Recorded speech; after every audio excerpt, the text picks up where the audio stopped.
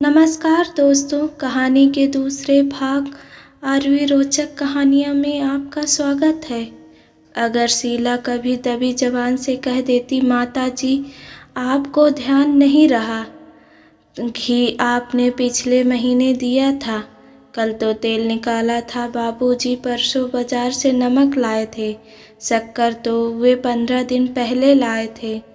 तो रमेश की माँ पैतरा बदल कर गरजती, हाँ हाँ मैं तो सठिया गई हूँ, मुझे कुछ याद थोड़े ही रहता है। देखो तो मुझसे जबान लड़ाती है। तेरे बाप के घर में हराम की कमाई आती होगी, सो तेरी माँ फूहड़पन से लुटाती होगी। यहाँ तो 20 नाखूनों की कमाई खाते हैं। अगर आँख खोल कर ना चले तो रोटी मिलना भी मुश्किल हो जाए। अभी तो मेरा खसम ही सारे घर को कमा कर खिला रहा है। जिस दिन रमेश कमाने लगेगा उस दिन तो तू बोलने भी नहीं देगी। शीला के सब्र ने रमेश की माँ को पागल सा बना दिया था। वे चाहती थी कि बहू उनसे लड़े, जिससे उन्हें बात आगे बढ़ाने का मौका मिले। पर रमेश की माँ के तीखे वचन शीला की चुप्पी में इस तरह घुल जाते जैसे पानी में अंगारा बुझा जाता है। कहने का कोई खास असर न देखकर सास ने और तरीका शुरू किया। वे ढके हुए दूध, घी, चीनी, आटे को खोल कर रख देती और सबको दिखा दिखा कर शीला को लापरवाह फूहड़ कहती। आंख बचाकर दाल साग में नमक डाल देती और घर वालों द्वारा ज़्यादा नमक की शिकायत करने पर बरस पड़ती। इसे घर का काम कुछ आता ही नहीं है, आए भी कहाँ से? कल तक तो पढ़ने के बहाने शहर में घूमती फिरती है, अब भला घर में इसका मन लगेगा?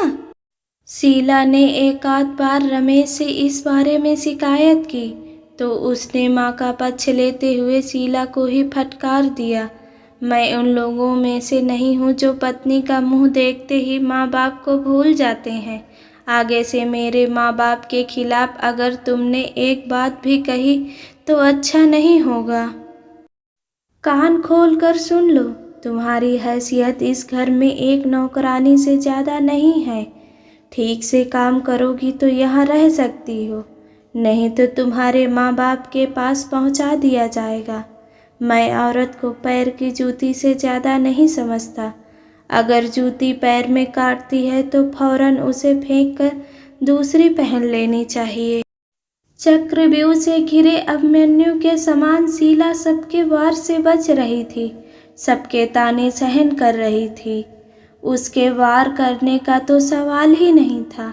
अभिमन्यु के साथ उसके शस्त्र व सारथी तो थे। शीला बेचारी अकेली अपना समय किसी तरह बिता रही थी। जो सताया जा रहा था वो चुप था और जो सता रहा था वह उल्टे हल्ला मचा रहा था। एक दिन शीला चूल्हे पर दूध गर्म कर रही थी कि स्नान घर से रमेश की माँ ने पुकारा, बहू, ओ बहू, अरे सुनती हो, जरा मेरी पीठ मल देना। दूध में उबाल आने वाला था, इसलिए शीला ने जवाब दिया, 1 मिनट रुकिए माँ जी, अभी आती हूँ। इतना सुनते ही रमेश की माँ का पारा चढ़ गया। मैं यहाँ गीले कपड़ों में बैठी रहूं? बूढ़ा शरीर है, बुखार आ गया तो कोई पानी भी नहीं देगा। पहले तो कहने से उल्टा सीधा काम कर भी देती थी, अब 1 मिनट न जाने कहाँ से सीख गई है। मैं जानती हूँ पढ़े लिखों का 1 मिनट कितना बड़ा होता है। इतने पर भी शीला नहीं आई और उसकी आवाज़ ही सुनाई दी, माँ जी दूध में उबाल आने वाला है, छोड़ आऊँ तो सारा दूध चूल्हे में चला जाएगा। अगर उतार कर नीचे रख दूँ तो पिताजी घर में हल्ला करेंगे कि अभी तक दूध भी गर्म नहीं हुआ। इतना सुनना था कि रमेश की माँ कपड़े कूटने वाला लकड़ी हाथ में लेकर गीली धोती पहने ही चौके की ओर झपटी।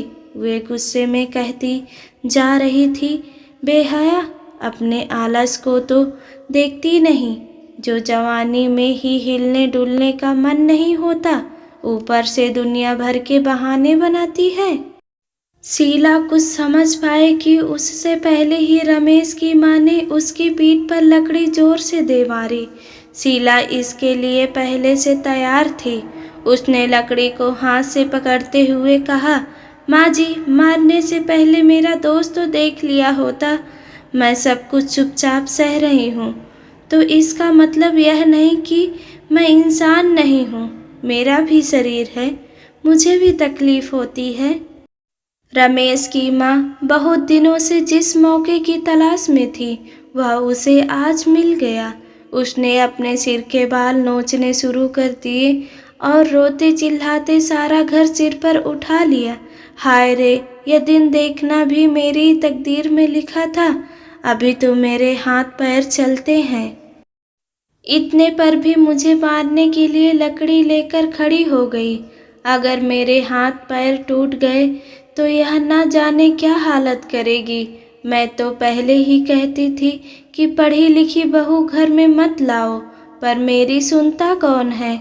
जिसे पिटना हो वह रहे इस घर में। मैं तो गंगा के किनारे या किसी तीर्थ में जा पड़ूंगी। कहीं भी दो रोटी तो मिल ही जाएगी। शीला यह नाटक देखकर सहम गई। उसने सिर झुकाकर सबके सामने सच्ची बात कह दी कि माँ जी ने उसे लकड़ी से बेबात मारा तो उसने लकड़ी पकड़ ली। घर के ज़्यादातर लोगों को विश्वास हो गया कि शीला ने सास को मारने के लिए ही लकड़ी उठाई होगी। यह स्वाभाविक है कि हर अपराधी अपना अपराध दूसरे पर थोपता है। वह भी ऐसा ही कर रही होगी। रमेश ने ना तो अपने पिता की बात सुनी और ना ही गांव वालों के समझाने पर ध्यान दिया। शीला की बात का तो उस पर असर ही क्या होगा। उसने शीला को उसके पिता के यहाँ पहुँचा दिया और घोषणा कर दी कि वह अब उनके किसी काम की नहीं रही। शीला के पिता ने बहुत समझाया, उसकी माँ ने भी बहुत कहा, पर रमेश के पास सबका एक ही जवाब था, अगर जूती काटने लगे तब आप उसे उतार कर दूसरी जूती पहनेंगे या उसी को लटकाए रहेंगे। रमेश की माँ को विश्वास था कि पहले तो शीला का बाप ही 1000 बार माथा रगड़ेगा और माफ़ी मांगेगा। वे उसे अपने दरवाजे से भगाएंगे और वह हाथ जोड़ेगा। अगर अकड़ा भी रहा तो रमेश की दूसरी शादी होते देर नहीं लगेगी, पर ऐसा कुछ भी नहीं हुआ। शीला के पिता ने रमेश के दरवाजे पर माथा रगड़ने के बजाय शीला को कॉलेज में दाखिला दिलाना अच्छा समझा।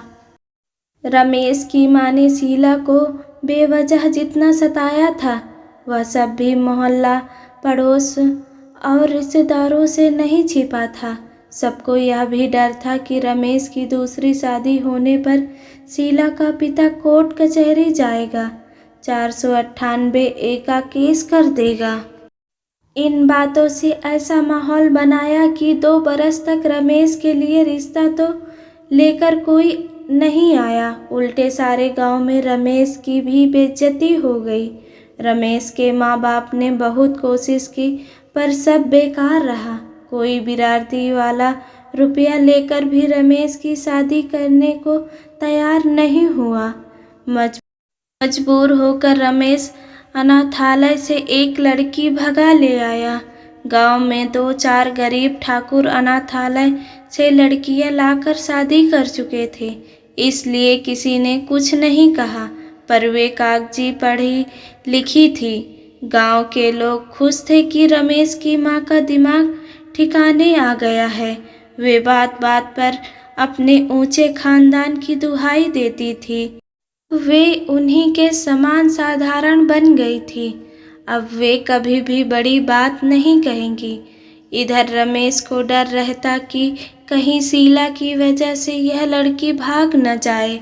उसे इस लड़की के बारे में पता था कि वह कई मर्दों के साथ सो चुकी है, जो उसके धंधे का हिस्सा था, और कोई नहीं मिला, इसलिए एक जानकार की मार्फत उसे लाया था। रमेश की माँ को इतना बड़ा धक्का लगा, पर उन्होंने इससे कोई सीख नहीं ली। उन्होंने अनाथालय से लाई आवारा लड़की शांता को भी उसी तरह सताना शुरू कर दिया जिस तरह से वे शीला को सताया करती थी। शांता बिल्कुल सहनशील नहीं थी। वह तो पहले दिन ही रमेश की मां का सामना करने लगी। कहानी का अंतिम भाग सुनने के लिए भाग 3 में जाएं।